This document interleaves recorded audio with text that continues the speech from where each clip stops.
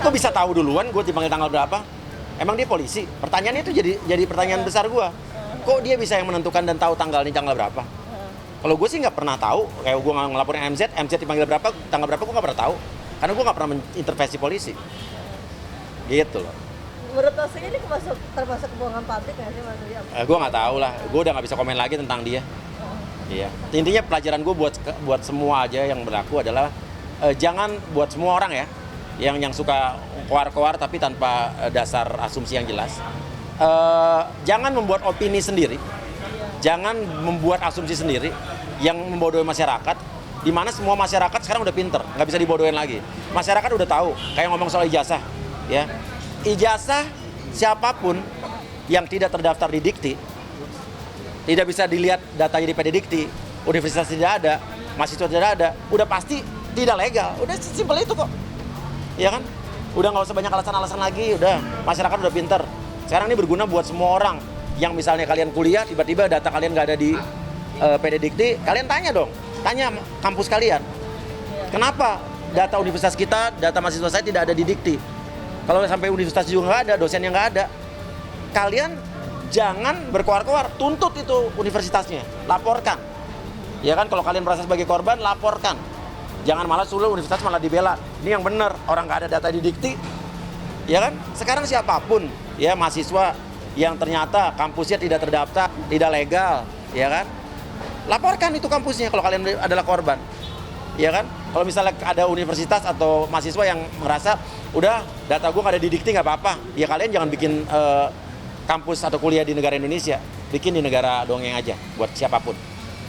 Ya, ini negara Republik Indonesia, aturan yang berlaku. Kalau kementerian udah ngomong, ya udah itu aturannya. Jangan bikin opini sendiri, masyarakat tidak bodoh. Udah terserah dia mau ngomong apa. Yang penting masyarakat kita udah tahu, ya kan? Masyarakat kita udah tahu siapa yang benar, siapa yang bisa dipercaya, siapa yang public enemy, dan buat siapapun, ya, jangan banyak berkoar-koar. Lihat komentar-komentar puluhan ribu, bahkan mungkin jutaan orang di semua sosmed, nggak usah repot-repot. Buka aja kolom komentarnya sendiri buat kalian siapapun, ya, biar ngaca. Oh begini tahu tanggapan masyarakat terhadap saya gitu aja. Ini buat siapapun ya. Enggak, gue masih ada banyak kerjaan, kita lihat aja nanti. Tapi yang jelas justru gue bertanya kepada Abang Rasman yang sudah ada panggilan di Polda Sumut, panggilan kasus Bang Samsul, kok dia malah ke Jakarta. Terus panggilan kasus Bu Evi di Jakarta, kok malah ke Medan. Ya, jadi setiap dipanggil ke Medan, jalan ke Jakarta. Di panggilan di Jakarta ke Medan. Abang kan katanya orang hukum, harusnya ikutin peraturan dong. Gitu.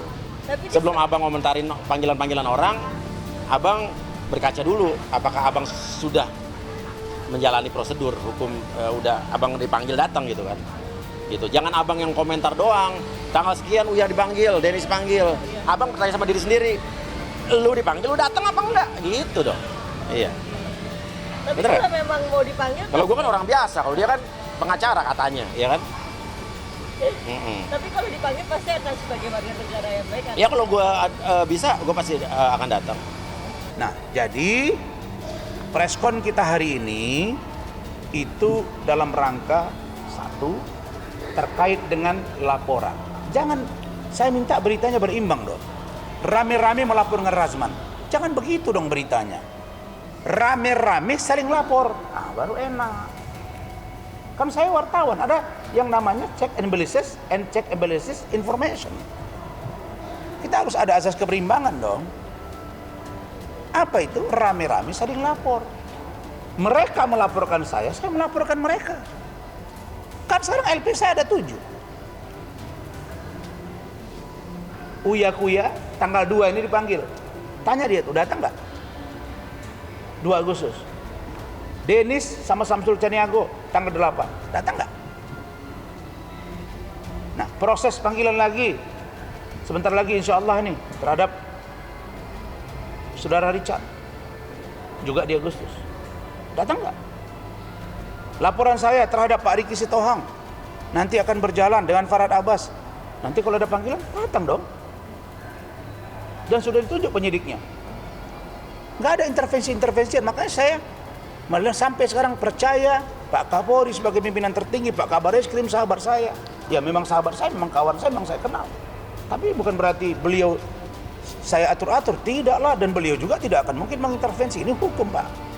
Ingat ya, kekuatan hukum itu ada di mata masyarakat, opini publik. Dan saya tahu Pak Kapolri itu orangnya sangat sensitif dengan urusan pemberitaan. Jadi karena ini IT ini boleh di Polda di mana dia membuat dan melihat berita itu, itulah boleh dilaporkan. Memang saya faktanya dari Medan, saya baru nyampe dan saya lihat mereka ini rame-rame kemarin ada di sini. Saya lagi di Medan, dan saya buat LP. Ketika saya lihat dari pernyataan dari Bang Riki ini, saya lagi di Medan.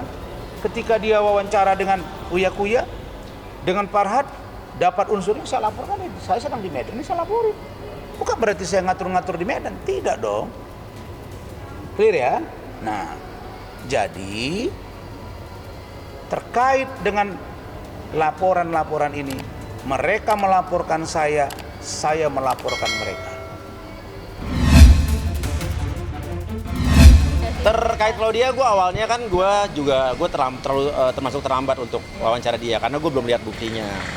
Nah kemarin terus terang gue udah ketemu Claudia dan udah lihat semua buktinya, baru gue wawancara dia. Speechless kah atau? Speechless. Tapi gue nggak bisa ngomong di sini karena itu buktinya udah di kepolisian. Gue udah nonton, udah lihat dan sudah dengar. Statement terakhir juga ini yang pertama dan terakhir. Saya nggak akan komen lagi. Yaitu tentang siapapun yang pernah menjadi aspri saya. Siapapun yang pernah menjadi ajudan saya.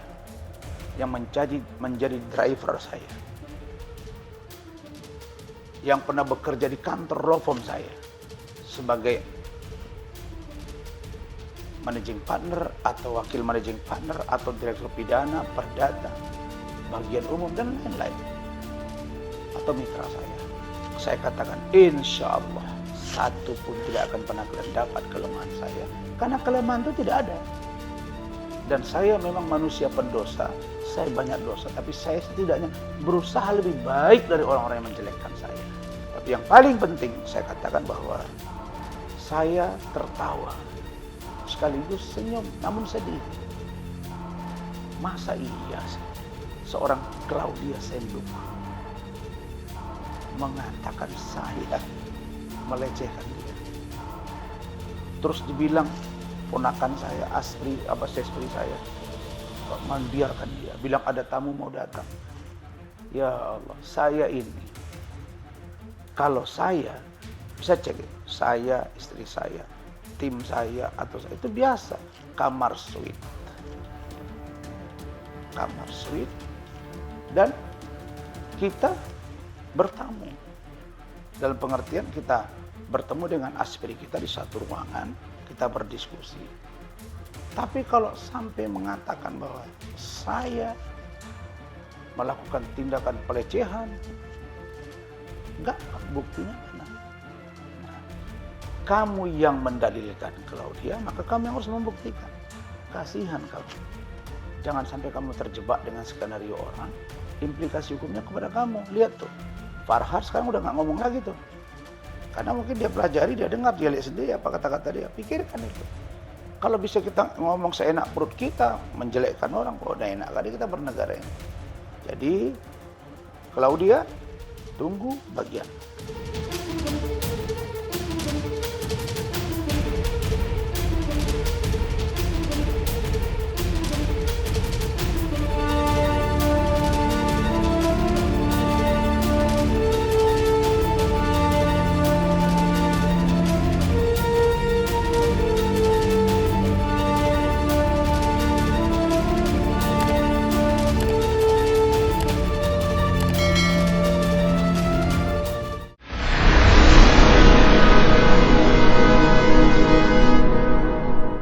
Jadi jangan lupa untuk subscribe Cumi Cumi. Ditekan ya tombol lonceng merahnya.